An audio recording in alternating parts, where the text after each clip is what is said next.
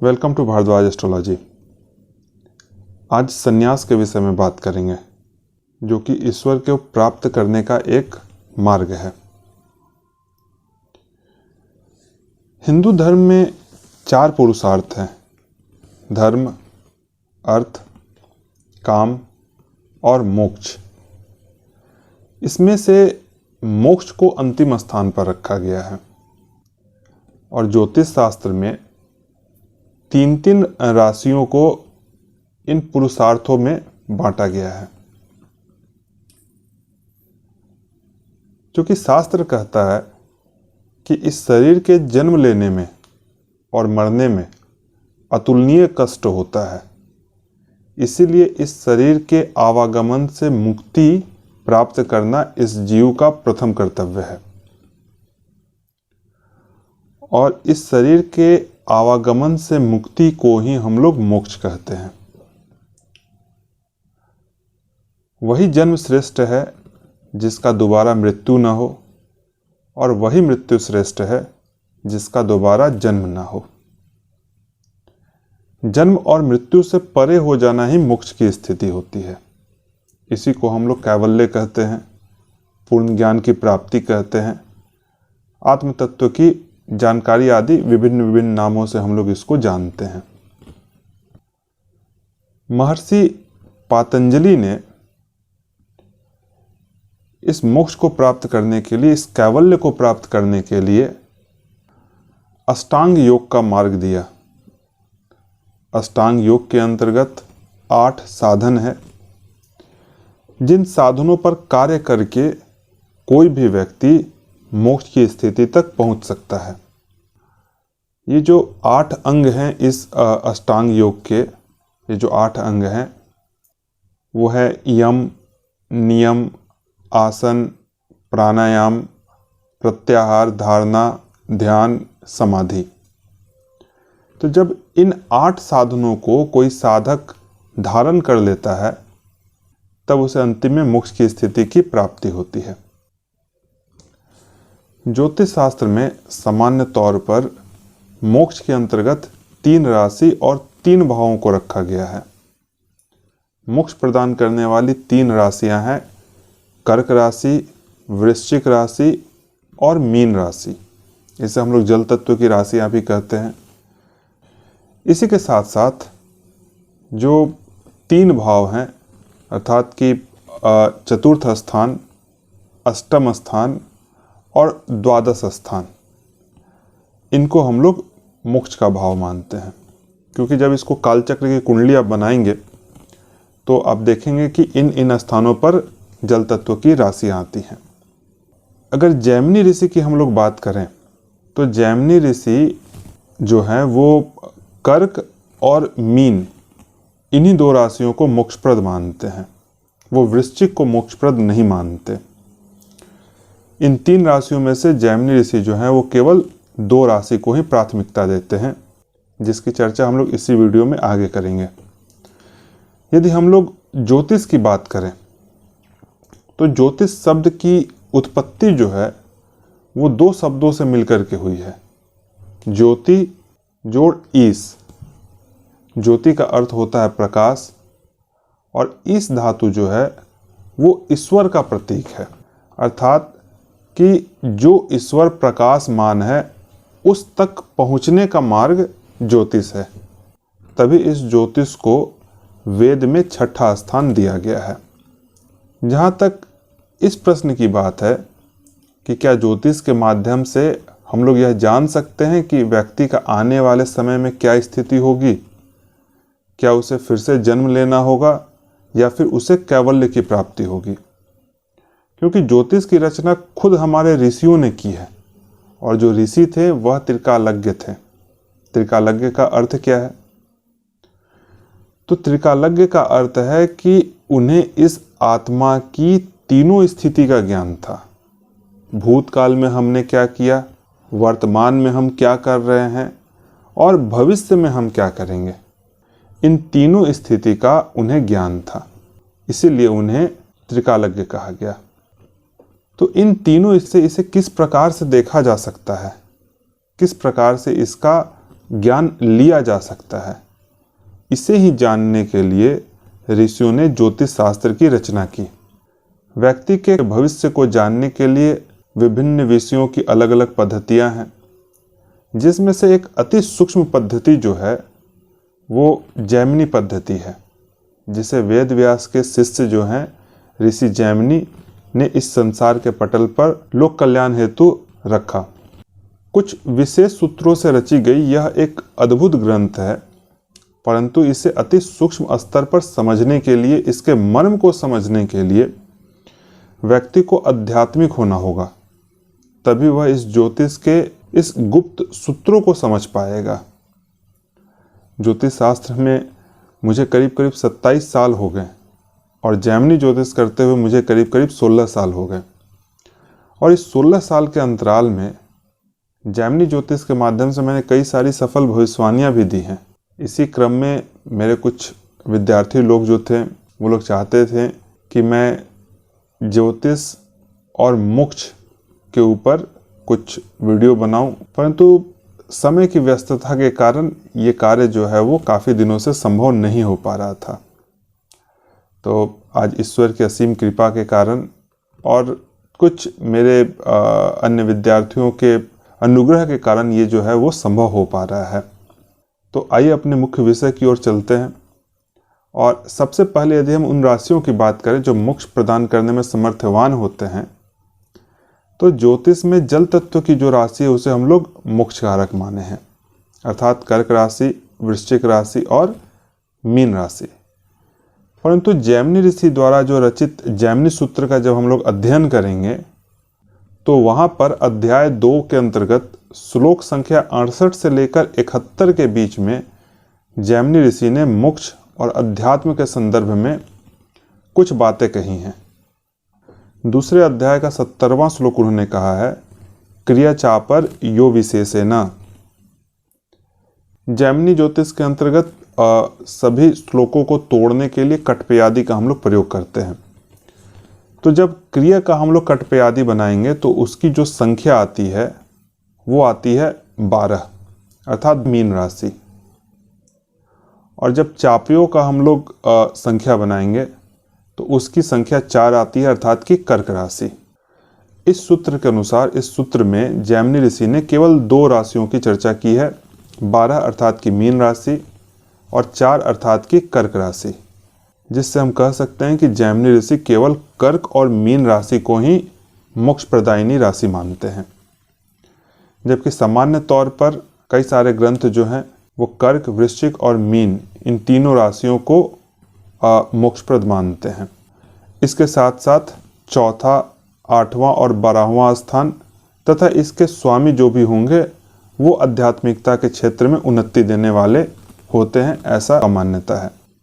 चौथा, 8वां और 12वां स्थान में से 2 स्थान ऐसे हैं, 8वां स्थान और 12वां स्थान, जहाँ पर सामान्य तौर पर ऐसा माना जाता है कि यह स्थान जो है वो दुख का स्थान है, यहाँ से व्यक्तियों को कष्ट मिलता है। परंतु ये मनुष्य की प्रवृत्ति है कि जिस वस्तु को मनुष्य को देखने की आदत होती है, यदि व्यक्ति को वह वस्तु नहीं दिखाई दे तो व्यक्ति को दुख का अनुभव होता है। जैसे यदि हम किसी कमरे में बैठे हुए हों और एकाएक लाइट चली जाए तो हम कहते हैं कि हमें कुछ नहीं दिख रहा है, जबकि उस समय भी हमें अंधेरा दिख रहा होता है। लेकिन हमें जो है वो अंधेरा देखने की आदत नहीं है। इस कारण से हम कहते हैं कि हमें दिखता ही नहीं है, अर्थात कि हमारी दृष्टि ही खत्म हो गई, जबकि हम अंधेरा को देखने में उस समय भी सक्षम हैं। इसी प्रकार से जन्म कुंडली का चौथा स्थान, 8वां स्थान और 12वां स्थान जो है वो मनुष्य के भीतर के सुखों का स्थान है। और इस स्थान में जाने के लिए मनुष्य को अपनी बाह्य प्रवृत्ति को, मन को, अपने संबंधों को, यहाँ तक कि स्वयं को मारना पड़ता है। इस कारण से जब व्यक्ति स्वयं को मारता है और इतने सारे संबंधों को मारता है तब उसे कष्ट का अनुभव होता है, उसे दुख का अनुभव होता है। इसीलिए इस स्थान को कष्ट का स्थान माना गया है, दुख का स्थान माना गया है। जबकि 8वां स्थान जो है वो समाधि का स्थान होता है, क्योंकि जब हमारे सारे संस्कार शून्य हो जाते हैं तब समाधि की अवस्था आती है। इस शरीर के सारे कार्य संपन्न हो जाते हैं तभी शरीर के मृत्यु की अवस्था आती है और मनुष्य के मन में एकत्र किए गए संस्कारों के आधार पर ही मनुष्य की अगली यात्रा प्रारंभ होती है। अतः अगर ध्यान से देखा जाए तो हर व्यक्ति का जन्म उसी की चिता की राख से होता है। जन्म ही मृत्यु का कारण है और मृत्यु ही जन्म का कारण है। दोनों एक दूसरे पर आश्रित है। अतः 8वां स्थान जो है वो जीवन के अंत का नहीं बल्कि एक प्रकार से देखा जाए तो जीवन के प्रारंभ का स्थान है। अतः 8वां स्थान कतई अशुभ नहीं है और कभी ईश्वर की इच्छा हुई तो स्वतंत्र रूप से 8वें स्थान के ऊपर अपने विचार आप लोगों के समक्ष रखूंगा। अभी मूल विषय की ओर चलते हैं।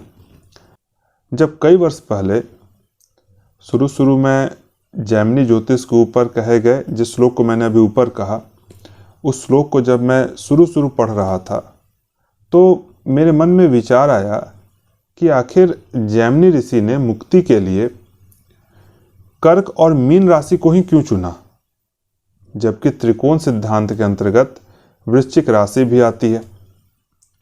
तो काफी विचार करने के बाद मुझे समझ में आया कि इसका समाधान ग्रहों के उच्च और नीच की स्थिति में छिपा हुआ है।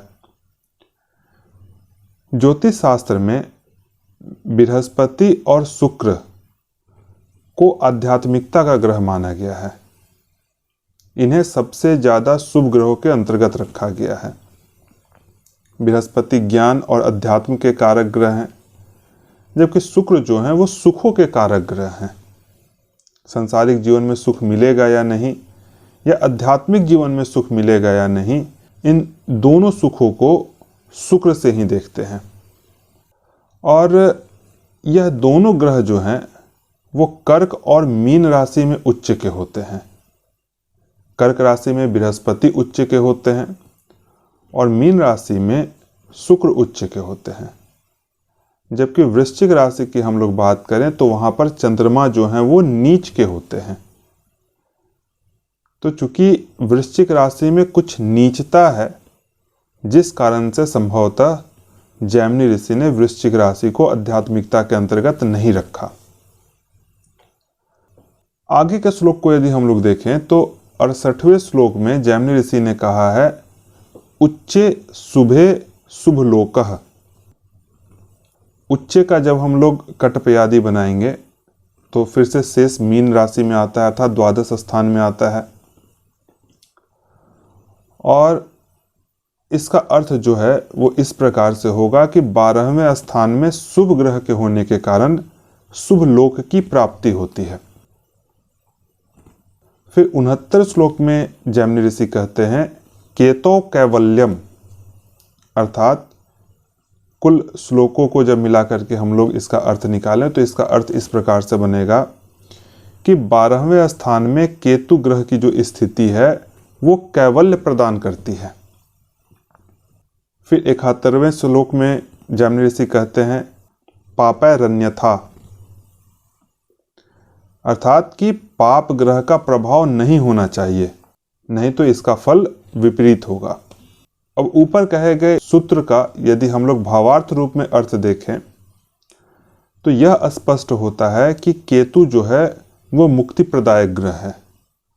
और जब भी 12वें स्थान में शुभ ग्रह की स्थिति हो या फिर केतु ग्रह वहां पर स्थित हो या केतु ग्रह शुभ ग्रह के साथ वहां पर स्थित हो और विशेष करके वहां पर मीन राशि हो, कर्क राशि हो, इसके साथ साथ वहां पर पाप प्रभाव न हो तो व्यक्ति को कैवल्य की प्राप्ति होती है। अब यहां पर एक प्रश्न यह उठता है कि इस योग को आखिर हम कहां पर देखें? जन्म कुंडली में देखें, नवमांश कुंडली में देखें या कारकांश से देखें, कहां पर देखें?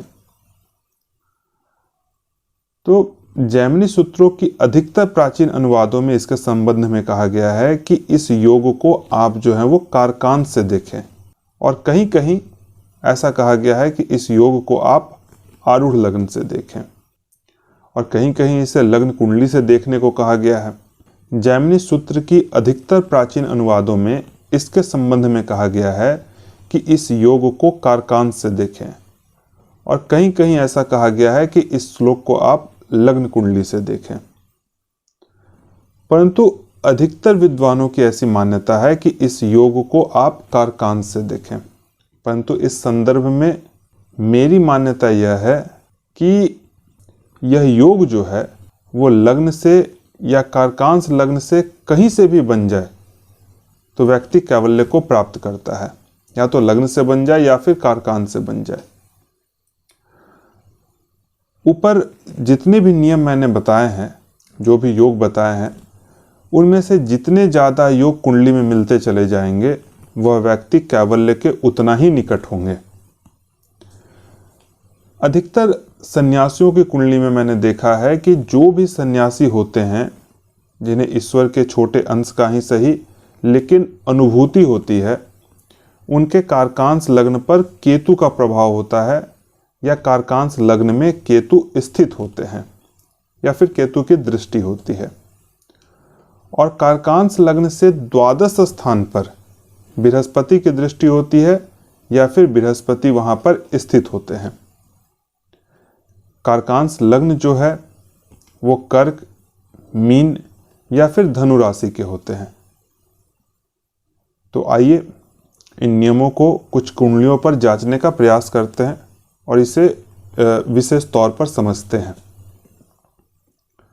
पहले ओशो जी की कुंडली को यदि हम लोग देखें तो इनकी कुंडली में कारकांश लग्न जो है वो मीन राशि का बनता है। जैसा कि शुरू में मैंने आपको बताया कि मीन राशि जो है वो अध्यात्म की राशि है, तो इनका कारकांश लग्न जो है वो मीन राशि का बनता है, तथा इस मीन राशि पर केतु की दृष्टि है, तथा कारकांश लग्न से द्वादश स्थान पर कर्क राशि में स्थित बृहस्पति की दृष्टि है, जो दिखाता है कि यह एक सन्यासी की कुंडली है जिन्होंने ईश्वर के प्रकाश के कुछ अंशों का अनुभव किया। कुंडली देखते समय हम लोगों को एक बात का विशेष ध्यान रखना होगा कि ऊपर कहे गए सूत्र ही पूर्ण नहीं है, बल्कि एक संकेत मात्र है। पूर्णता के लिए कुछ अन्य विशेष नियमों का अवलोकन करना भी आवश्यक होता है। मैं हमेशा अपने विद्यार्थियों को कहता हूँ कि आप ज्योतिष के जितने नियम जानते हैं सारे नियम अप्लाई करें, जितने मेथड आप जानते हैं सब मेथड अप्लाई करें, और कोई परिणाम जितने ज़्यादा मेथड से आपके पास आ रहा है उसी परिणाम को आप कहें, क्योंकि वही परिणाम होगा। जो भी आप परिणाम किसी एक मेथड से निकाल रहे हैं उस परिणाम को आप दूसरे मेथड से भी एक बार वेरीफाई कर लें, एक बार जांच लें, तब आप सटीकता के ज़्यादा नज़दीक होंगे। आज के विषय को हम लोग यहीं पर समाप्त करते हैं।